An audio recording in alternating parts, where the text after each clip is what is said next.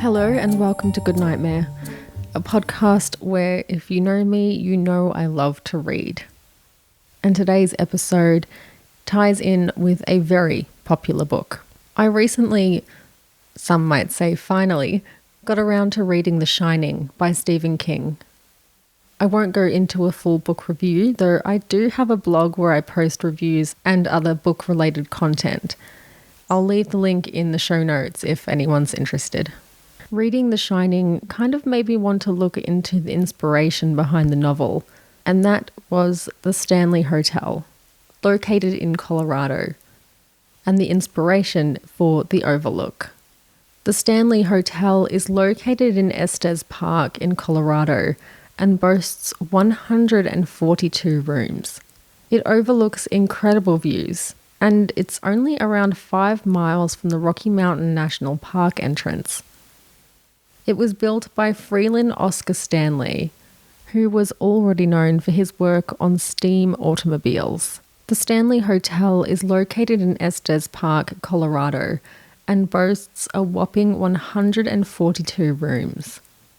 It overlooks incredible views, and it's only around 5 miles from the Rocky Mountain National Park entrance. It was built by Freeland Oscar Stanley and was opened on July 4, 1909, as a resort and a retreat for both the elite and those suffering tuberculosis. Probably not a mix you'd commonly hear of nowadays. Stanley himself suffered tuberculosis in 1903, and it was near deadly in his case. Treatment at the time, as it seems to have been with almost any illness at this time, was fresh air, sun, and a hearty diet. And so Stanley headed to the mountains with his wife. During his time in Colorado, he saw great improvements in his health and was so taken with the area that he decided to return each year. In 1907, Stanley was no longer satisfied with his current lifestyle and below par accommodation in the town. So he set himself on a path to turn Estes Park into a resort town. The Hotel Stanley was born.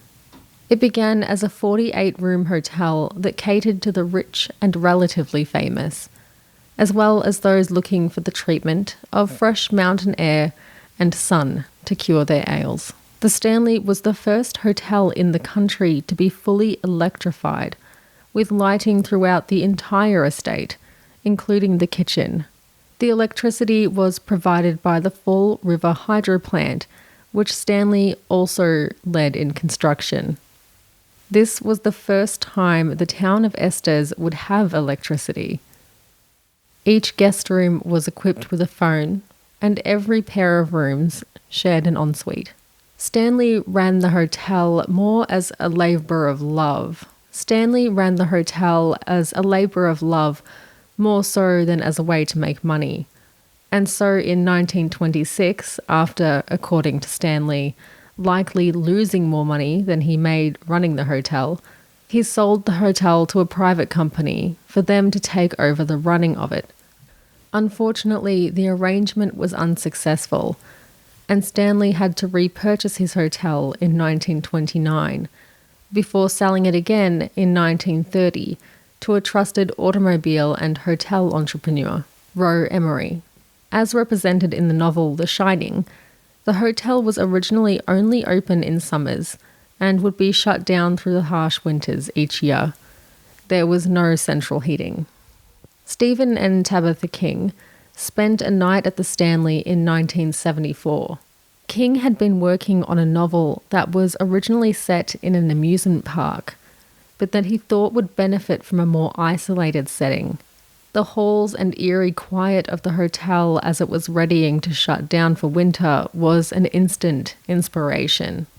If you are interested in one of his works set in an amusement park, check out Joyland. In a 1977 interview by the Literary Guild, King recalled, quote, "While we were living in Boulder, we heard about this terrific old mountain resort hotel and decided to give it a try. But when we arrived, they were just getting ready to close for the season, and we found ourselves the only guests in the place, with all these long, empty corridors. After being served dinner in an empty dining hall at the hotel, King recounted, except for our table, all the chairs were up on the tables. So the music is echoing down the hall, and I mean, it was like God had put me there to hear that and see those things. And by the time I went to bed that night, I had the whole book in my mind. The Shining would become one of the most successful novels of King's career, alongside Salem's Lot and Carrie, two of my other favourite King novels, aside from Thinner and Christine. The Shining took inspiration from the hotel in its beautiful, expansive views and its pristine quiet, but none of the characters or events were pulled from reality, only from King's imagination. That being said, Room 217, which is one of the central settings in the novel, has since become one of the most requested rooms in the Stanley Hotel. The Shining is the tale of a child with an incredible and haunting gift, who can feel the life and death that remains present in the walls of the hotel long after the guests have departed. The novel features an incredibly strong woman and a black caretaker who shares the child's gift and becomes absolutely integral to the child's survival. These two characters, who wouldn't often be given the limelight in such a story, having such a strong presence in this novel was actually one of my favourite things about reading it. When you see the film, you think Jack Nicholson. When you read the novel, you don't think about Jack Torrance at all. Unfortunately, Kubrick's film doesn't stay very true to the novel, and these two characters I mentioned are turned to cannon fodder. King himself is said to have been disappointed with the portrayal. Personally, I feel the two stand better as separate entities. Don't expect to consume one and enjoy the other, or find too many similarities. Though I have to say the acting by all involved in the film was absolutely phenomenal. The bathroom scenes, the ballroom scenes were palpable. In 1996, Warner Brothers secured the television rights to The Shining and had King himself write for the show.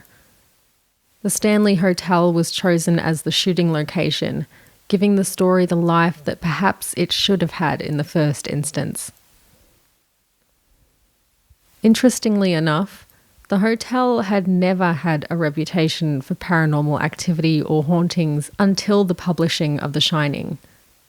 Since the novel was released, plenty of investigators have stayed at the hotel, and the hotel has been featured in episodes of Ghost Hunters and Ghost Adventures, where investigators tour the hotel looking for signs of paranormal activity that had never before been rumoured to exist. The Stanley has boasted some famous guests over the years, including Bob Dylan, Emperor Akihito of Japan, Empress Michiko and Crown Prince Naruhito, Jim Carrey and Jeff Daniels, and of course the cast and crew of the television series. Perhaps one day you might even find yourself a guest at the Stanley Hotel. If you do find yourself there, please try to book room 217 and tell me all about your experience. As always, thank you so much for listening. Don't forget to check out the show notes for links to social media and merch, as well as a 10% off code for merch if you wish to buy something. You can contact me on Instagram or Twitter at goodnightmare_s or via email goodnightmare_s@outlook.com. I've been hearing from a few more people lately, and it's been awesome to reach out and chat with you all. So don't be shy about contacting me. Thank you so much for listening. Please rate and review if you have time or the desire to do so. And until next time, sweet dreams.